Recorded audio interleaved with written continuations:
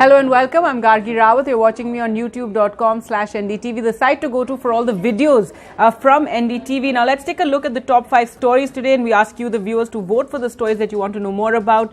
Coronavirus kills over 8,800 globally. That is the news story it seems everybody has the maximum interest in. And right now, yes, it's increasing every single day. But the good news is, in Wuhan, no new cases of coronavirus have been reported. So it's the first time that China has reported no new cases of coronavirus. The Prime Minister will be addressing the nation at 8 p.m. today evening on steps being taken to deal with coronavirus in the face of all these restrictions that are coming into place, and all the advice about isolation, staying in, social distancing. So the Prime Minister will obviously talk more about that. He did hold a high-level meeting yesterday on the coronavirus crisis. A former Chief Justice of India, the Justice Gogoi, will take oath as a Member of Parliament of the Rajya Sabha today. Remember, it's been a big controversy and opposition, and several former judges have hit out over the fact that within 6 months of retiring, just in 4 months' time, he's been nominated to the Rajya Sabha by the President, which ostensibly means it's the government's decision. So he will take oath today, and he did say that he will talk more about his reasons for accepting the nomination after he has taken oath. Pleas on Madhya Pradesh floor test in top court. So this hearing will continue. Yesterday was a dramatic day. Remember, the BJP versus the Congress over the floor test. The BJP is asking that the floor test be ordered as soon as possible. The Congress is hitting out at the BJP, claiming that the 22 MLAs who are in Bengaluru have been kidnapped by them, have been kept under restrictions, are not being freed. And the BJP, however, has hit out over this and said Kamal Nath's government is in minority. Coronavirus concerns, exams postponed. Yesterday, the CBSE announced that it was postponing the board exams till the 31st of March, and now the ICSE too has announced that it's going to be postponing the exams till the end of March. And the authorities saying that yes, they're concerned about the academic calendar. However, of course, the students' health is a bigger concern, and a concern also about parents who come to the centers to drop off the students, as well as teachers who are there at those centers.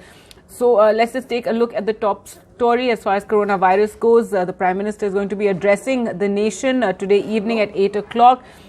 This address comes after a high-level meeting the Prime Minister chaired in the evening to review efforts to contain Covid-19, and the country has seen now 169 cases so far of coronavirus being confirmed. Just this morning, it went up to 169.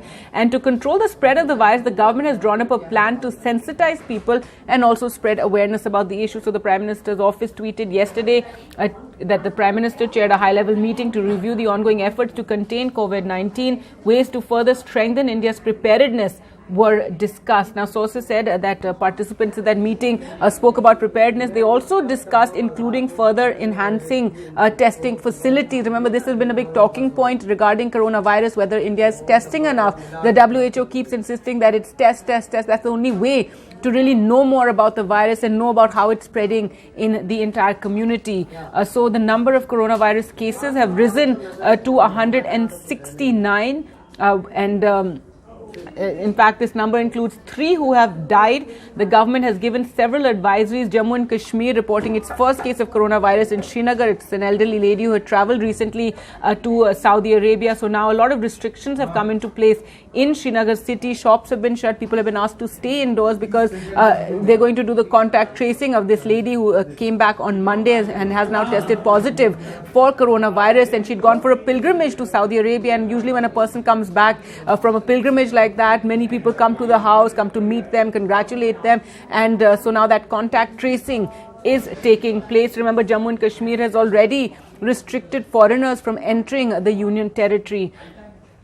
Also, there is concern about a man, a 20-year-old man from Delhi who tested positive for coronavirus in Chennai, and he's the second person in Tamil Nadu to test positive. But what's concerning is that he had no travel history from abroad. He had not traveled anywhere. He had only been in Delhi. So what authorities are saying is that he came into contact with someone who had traveled abroad. However, this young man, 20-year-old, he took a train from Delhi to Chennai, and then in Chennai has tested positive for coronavirus. So, of course, that is also something that is very, very concerning.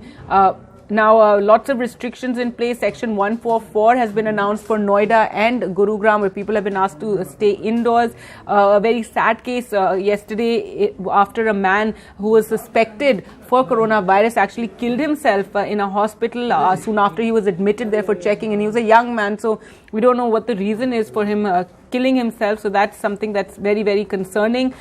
Also, as far as the stamping on the hand goes, this is something that was started in Maharashtra, that people would get a stamp on their hand if they're meant to be isolated, if they're people who could possibly be carriers who've come from abroad. And yesterday, in fact, in a train on a Garib Rath, 4 people were found who actually had those stamps on their hand, and they were pointed out by other passengers, and they were asked to exit the train and self-isolate. So clearly it is working there in Maharashtra. Goa has also announced a similar measure of stamping people who have to be under home isolation.